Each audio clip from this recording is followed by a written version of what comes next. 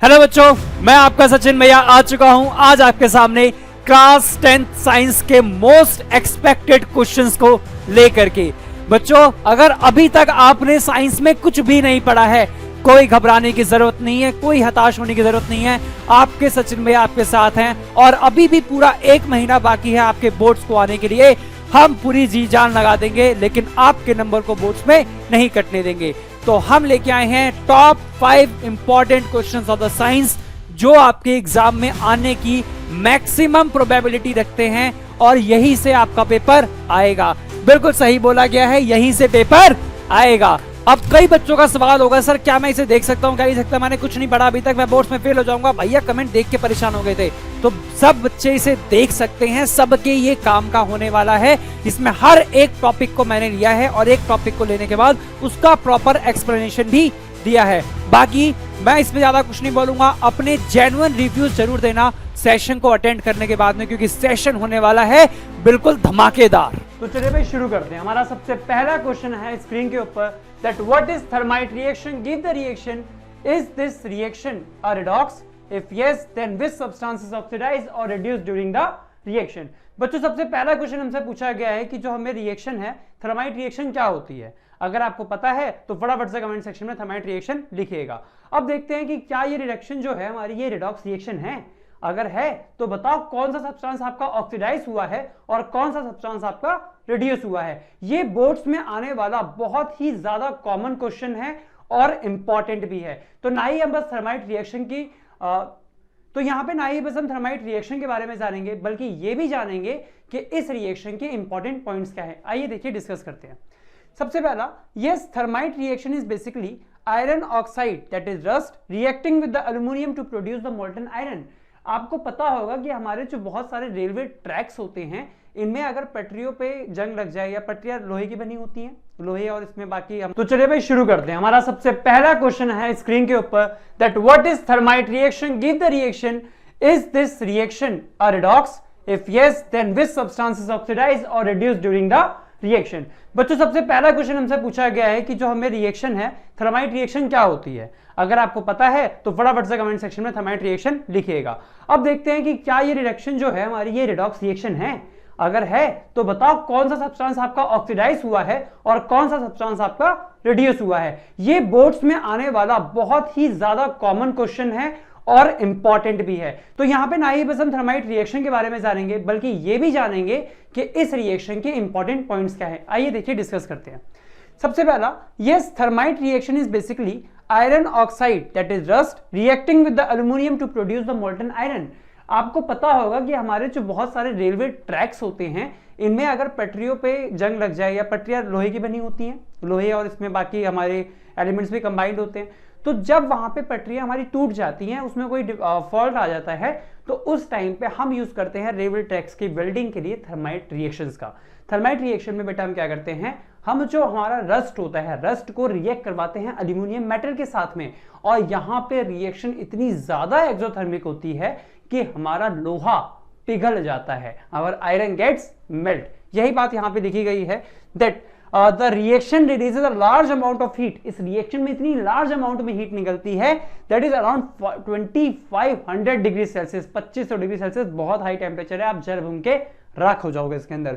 Which is sufficient to melt the iron produce, जो कि proper मात्रा में सफिशियंट है कि आपका जो भी आयरन प्रोड्यूस्ड हुआ वो पूरा उसमें मेल्ट हो जाए। अब से थर्माइट रिएक्शन होती क्या है, तो देखिए Fe2O3 आयरन ऑक्साइड की reaction, that is our rust की रिएक्शन एल्यूमिनियम मेटल के साथ में to give the iron that is in the liquid form, molten form.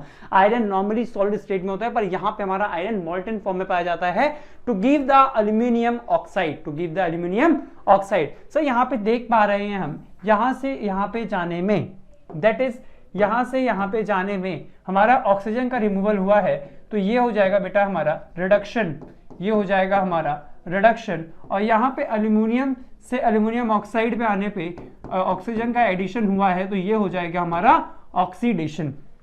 आपको पता है किसी भी रिएक्शन में अगर ऑक्सीजन का एडिशन होता है तो वो ऑक्सीडेशन है, अगर हाइड्रोजन का रिमूवल है तब भी वो ऑक्सीडेशन है, लेकिन अगर हाइड्रोजन का एडिशन है और ऑक्सीजन का रिमूवल है तो वो रिडक्शन कहलाता है। और जब दोनों रिएक्शन एक साथ होती हैं, इस रिएक्शन को रिडॉक्स रिएक्शन कहते हैं। तो हम बहुत आसानी से बोल सकते हैं कि yes, thermite reaction is also a redox reaction. तो क्या ये रिडॉक्स रिएक्शन है, आपसे क्वेश्चन पूछा जाएगा तो आप बोलेंगे yes it is a redox reaction, ये एक रिडॉक्स रिएक्शन होगी। अगर ये रिडॉक्स रिएक्शन है तो बताइए इसमें आपका ऑक्सीडाइज पार्ट कौन सा था। तो आपको हमेशा याद रखना रिएक्टेंट की साइड से बताना होता है कि कौन सा पार्ट ऑक्सीडाइज है। ध्यान से देखो, यहां पे जो सिंपल बात, जो सब्सटेंस रिड्यूस हुआ है वही ऑक्सीडाइजिंग एजेंट होता है। आपसे पूछा कौन सा ऑक्सीडाइज्ड हुआ, सर ध्यान से देखो तो एल्यूमिनियम। तो ध्यान से देखें हम, तो यहां मैं मेंशन कर देता हूं दैट इज हम देखेंगे बच्चों एल्यूमिनियम इज ऑक्सीडाइज्ड। क्या ऑक्सीडाइज हुआ है सर? Aluminium is oxidise. लेकिन वहीं पे Fe2O3 आयरन, ये क्या हुआ है बच्चों? This is reduced. ये क्या हुआ है? रिड्यूस्ड हुआ है। तो आपसे ऑक्सीडाइज्ड और रिड्यूस्ड पार्ट पूछेगा तो आप ये बताएंगे। लेकिन अगर मुझसे पूछ ले what is oxidising agent, what is oxidising agent, बच्चों एक क्वेश्चन यहां पे एक क्वेश्चन नहीं कराना मेरे भाइयों। अगर मैंने बस एक क्वेश्चन करा दिया तो बस 5 क्वेश्चन है, लेकिन यहां पे मैं तुम्हें एक क्वेश्चन के पीछे कंसेप्ट बताऊंगा। मैं तुम्हें यहां पूरे 5 कंसेप्ट डिस्कस करने वाला हूं जिससे एग्जाम में क्वेश्चन आएगा तो तुम करके डेफिनेटली आओगे। अब तुमसे यहां पे पूछ ले कि व्हाट इज ऑक्सीडाइजिंग एजेंट, यहां पे आपका ऑक्सीडाइजिंग एजेंट क्या है? व्हाट इज ऑक्सीडाइजिंग एजेंट, तो तुम्हें पता होना चाहिए भैया ऑक्सीडाइजिंग एजेंट क्या बोलोगे? तुम बोलोगे भैया ऑक्सीडाइजिंग एजेंट क्या होता है? मैं कहूंगा ऐसे एजेंट जो दूसरे सब्सटेंस का ऑक्सीडेशन करा दें लेकिन खुद रिड्यूस हो जाएं। तो इसमें रिड्यूस कौन हुआ था? Fe2O3। तो ऑक्सीडाइजिंग एजेंट कौन हुआ? Fe2O3। यानी ऐसे सब्सटेंसेस जो खुद रिड्यूस हो रहे हो लेकिन अपने दूसरे का ऑक्सीडेशन करा दें उसे ऑक्सीडाइजिंग एजेंट कहते हैं। और ऐसे सब्सटेंसेस जो खुद रिड्यूस हो रहे हो दूसरे का ऑक्सीडेशन करा दे ऑक्सीडाइजिंग सब्सटेंसेस, और ऐसे सब्सटेंसेस जो खुद ऑक्सीडाइज हो रहे हो दूसरे का रिडक्शन करा दे, जो खुद ऑक्सीडाइज हो रहे हो दूसरे का रिडक्शन करा दे उसे कहते हैं रिड्यूसिंग एजेंट। तो हमारे सामने ऑक्सीडाइजिंग एजेंट हमारा ये हो गया, और रिड्यूसिंग एजेंट बोला जाए यानी खुद क्या होगा? ये ऑक्सीडाइज होना चाहिए। तो हमारा रिड्यूसिंग एजेंट क्या हो गया सर? हमारा रिड्यूसिंग एजेंट हो गया एल्यूमिनियम। तो बेटा ऑक्सीडाइजिंग एजेंट पूछा गया है क्वेश्चन में या ऑक्सीडाइज्ड पार्ट पूछा गया है, उसके हिसाब से तुम ये जवाब दे सकते हो। एक मोस्ट इंपॉर्टेंट पॉइंट, कभी भी ऑक्सीडाइजिंग और रिड्यूसिंग पार्ट तुम प्रोडक्ट को देख के नहीं बताओगे, हमेशा ये रिएक्टेंट को देख के बताओगे। आ जाओ आगे देखते हैं नेक्स्ट। तो आपसे पूछा गया था क्वेश्चन में सर ऑक्सीडाइज्ड एंड रिड्यूस्ड क्या था, तो हम इसको बता पाएंगे। नेक्स्ट, इस रिएक्शन के यूजेस क्या हैं? तो मैंने आपको रिएक्शन शुरुआत में बता दी कि आपके आयरन ट्रैक्स की वेल्डिंग के लिए। तो वेल्डिंग के लिए क्यों?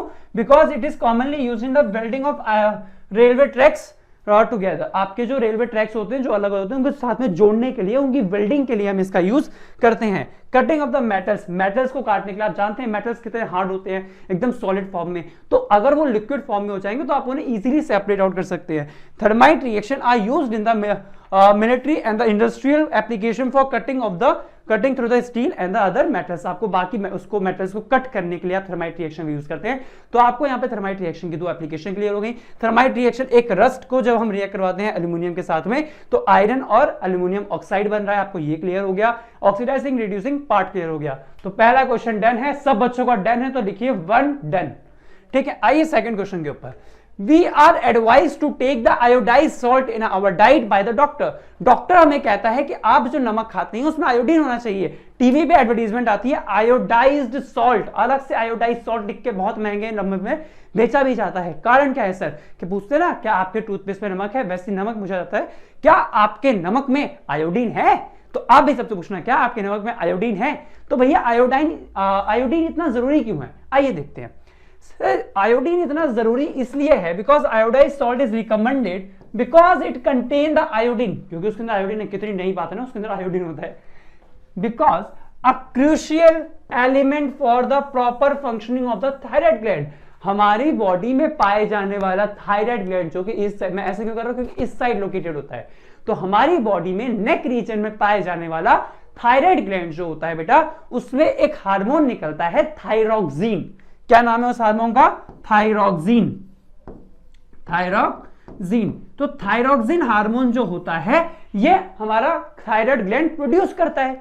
अब ये थायरोक्सिन हार्मोन जो है ये हमारी बॉडी में कार्बोहाइड्रेट, फैट और बाकी विटामिन इन सब का मेटाबॉलिज्म कंट्रोल करता है। तो ये क्या करता है बेटा, इन सभी का मेटाबॉलिज्म कंट्रोल करता है, regulate the metabolism and growth and development in the body. हमारी बॉडी में सभी कार्बोहाइड्रेट, फैट्स, विटामिन, मिनरल इन सब का मेटाबॉलिज्म कंट्रोल करेगा, बॉडी की ओवरऑल ग्रोथ को देखेगा, बॉडी का mass index BMR, body basal metabolic rate, ये कंट्रोल करता है। हम बोलते हैं ना हमारी बॉडी का BMR अच्छा है, मतलब हम कितने ज्यादा, जिसका BMR नॉर्मल रहता है तो मतलब पर्टिकुलर एज के हिसाब से होता है बच्चों BMR, एक body mass that is basal metabolic rate. तो बेसल मेटाबॉलिक रेट को कौन कंट्रोल करता है, थायराइड ग्लैंड कंट्रोल करता है। तो याद रखना मोस्ट इंपॉर्टेंट है दैट यहां पे क्या, thyroid gland, iodine is essential for the production of the thyroid hormone, जो मैंने आपको बताया thyroid hormone that is our thyroxine which helps in the regulate the metabolism of the fat, vitamin, carbohydrates, etc. And growth and development in the body. Without enough iodine, a person may develop iodine deficiency disorder. अब अगर आपके iodine में, आपकी body में iodine की कमी हो गई तो बंदे को क्या होगा, जो व्यक्ति है उस व्यक्ति को आयोडीन की कमी हो जाएगी। तो आयोडीन की कमी हो जाएगी तो ग्लैंड बहुत कोशिश करेगा कि मैं आयोडीन प्रोड्यूस करूं, पर प्रोड्यूस ही नहीं कर पाएगा हार्मोन। तो इस वजह से क्या होता है, उसका ऐसे गला ऐसे सूज जाता है, ऐसे तब बड़ा सा हो जाता है। उस डिसीज को बेटा हम कहते हैं गॉइटर। क्या बोलते हैं, goitre. The enlargement of the thyroid gland due to the lack of iodine, iodine की कमी की वजह से हमारा थायराइड ग्लैंड जब एनलार्ज हो जाता है, इस बीमारी को हम कहते हैं गॉइटर। आइए नेक्स्ट टॉपिक पे चलते हैं। Explain why refractive index of any material is greater than 1 always. हमेशा ऐसा क्यों देखा गया है कि रिफ्रैक्टिव इंडेक्स किसी भी मटेरियल का 1 से ज्यादा होता है। रिफ्रैक्टिव इंडेक्स क्या होता है, जिसको हम बोलते हैं म्यू, यानी कि रिफ्रैक्टिव इंडेक्स ये बेटा एक रेशियो होता है speed of light in air, speed of light in air upon speed of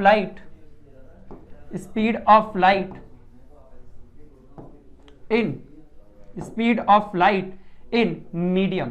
तो बेटा एयर अपॉन मीडियम, म्यू हमारा होता है speed of light in air to the speed of light in medium.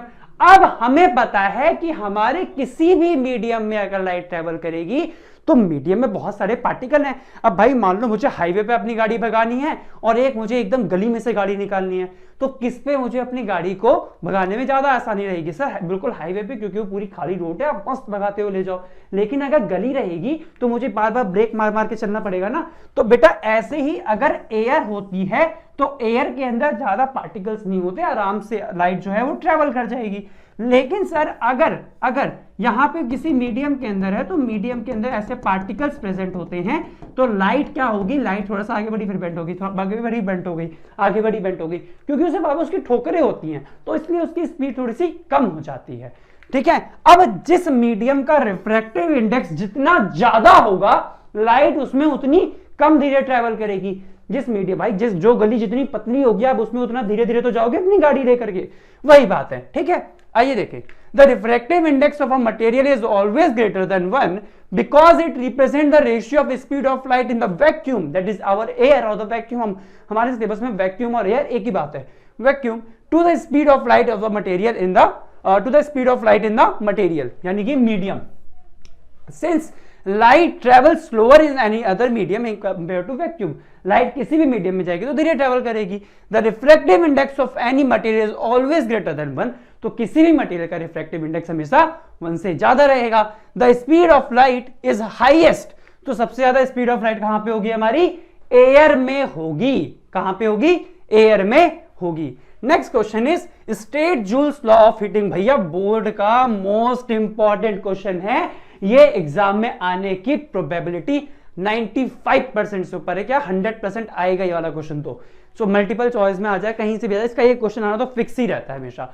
तो ध्यान से देखो सर, इस जूल्स लॉ ऑफ हीटिंग, जिसकी वजह से हमारे घर में हम जो सुबह सुबह कपड़े प्रेस करते हैं, सब इसी की देन है। क्या ये लॉ हमसे कहता है कि जो भी आपने किसी कंडक्टर से, मान लो आपने ऐसे एक वायर है, इसमें से करंट जा रहा है आई, तो इस आई करंट के फ्लो करने से, और यहां पे आगे देखो, इसका सिंपल सा मतलब ये है कि आपके सामने ये एक रजिस्टर है, आपने इसमें से आई करंट भेजा, ये रेजिस्टेंस टी टाइम के लिए आपने इसमें से करंट भेजा, तो इस दौरान जो भी हीट प्रोड्यूस होगी कंडक्टर के अंदर, वो कैसे होगा sir? When an electric current flows through it directly proportional to, जो भी इसके अंदर हीट प्रोड्यूस हुई, that is directly proportional to the square of current, that is directly proportional to the square of current, directly proportional to the resistance of the material, directly proportional to the time to which the current flow, कितने समय तक वो current flow हुआ, that is resistance of the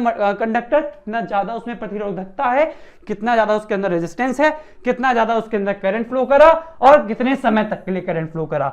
resistance क्या होता है sir? ये basically property होती है कंडक्टर की कि वो करंट के फ्लो को रोके, भाई करंट मत फ्लो कर, रुक जा, जिसका रेजिस्टेंस ज्यादा उसमें करंट उतना कम फ्लो करेगा, ठीक है। टाइम यानी वो ड्यूरेशन जब तक आपने करंट को पास करा। तो सिंपली आप समझ गए, जूल्स लॉ ऑफ हीटिंग कहता है H is directly proportional to I का square, directly proportional to T का स्क्वायर, तो आपने यहां से निकाला H is equals to I square R into में T, H is equals to R into में T, हीट, जो भी हीट प्रोड्यूस हुई है उसको कंडक्टर के थ्रू। इसका सर बेसिक एप्लीकेशन क्या है? इसका बेटा बेसिक एप्लीकेशन है कि आपके घर में जो प्रेस है, प्रेस के अंदर बेटा एक मेटल होता है, आप उसमें से करंट पास कर रहे हो तो बहुत ज्यादा अमाउंट में हीट प्रोड्यूस करता है, जिसकी वजह से आप अपने कपड़े प्रेस कर पाते हो, ठीक है। चलिए आगे आते हैं। What happens when a student added zinc granules to the copper sulphate solution? जब एक बच्चे ने जिंक के ग्रेन्यूल ऐड कर दिए कॉपर सल्फेट के सॉल्यूशन में, तो इसके साथ हो गया धोखा, क्योंकि जिंक ने अपनी पुरानी गर्लफ्रेंड सल्फेट के साथ में कर ली दोस्ती और हमारे सामने कॉपर भैया को अकेले छोड़ दिया। तो यह होता है ओवरऑल। इस रिएक्शन का बहुत अच्छे नाम से दिया गया हमारे वेदों पुराण में, क्या नाम है इसका? Displacement reaction. क्या नाम है इसका? डिस्प्लेसमेंट रिएक्शन, जो हमें जीवन की एक बहुत बड़ी सीख देता है। That is the blue colour of the copper sulphate, जो कॉपर सल्फेट का बेटा ब्लू कलर था वो धीरे धीरे फेड हो जाता है as zinc displaces the copper to form the zinc sulphate, क्योंकि अब तो जिंक सल्फेट बन गया, तो कॉपर सल्फेट जो पहले ब्लू कलर का था वो कलर तो हट जाएगा ना सर, ऑब्वियसली, और एक रेडिश ब्राउन कलर का कॉपर गेट्स डिपॉजिटेड। तो सर क्या बताया गया यहाँ पे? क्या बताया गया? कॉपर का रेडिश ब्राउन कलर सॉल्यूशन में आना शुरू हो जाएगा, रेडिश ब्राउन कलर आना शुरू हो जाएगा, और कॉपर सल्फेट का जो ब्लू कलर है ये धीरे धीरे समाप्त हो जाएगा। इस रिएक्शन का नाम होता है डिस्प्लेसमेंट रिएक्शन, जो क्वेश्चन आपके एग्जाम में आएगा। ये डिस्प्लेसमेंट रिएक्शन किसके ऊपर बेस्ड होती है? ये बेस्ड होती है हमारी रिएक्टिविटी सीरीज के ऊपर। रिएक्टिविटी सीरीज क्या होती है? नेक्स्ट वीडियो के अंदर हम रिएक्टिविटी सीरीज को जानेंगे और उसके ऊपर बेस्ड और भी क्वेश्चंस को देखेंगे। मिलते हैं ऐसे ही अपने नेक्स्ट लेक्चर के अंदर बच्चों। उम्मीद करता हूं आपको समझ में आएगा और आपके एग्जाम में इस बार 95 प्लस लाना है और अपने एग्जाम को फोड़ना है, ठीक है। चलो यहीं पे आपके सचिन भैया आपसे अलविदा लेते हैं और मिलते हैं आपको आपके ही ऐसे किसी नेक्स्ट लेक्चर में। प्रणाम।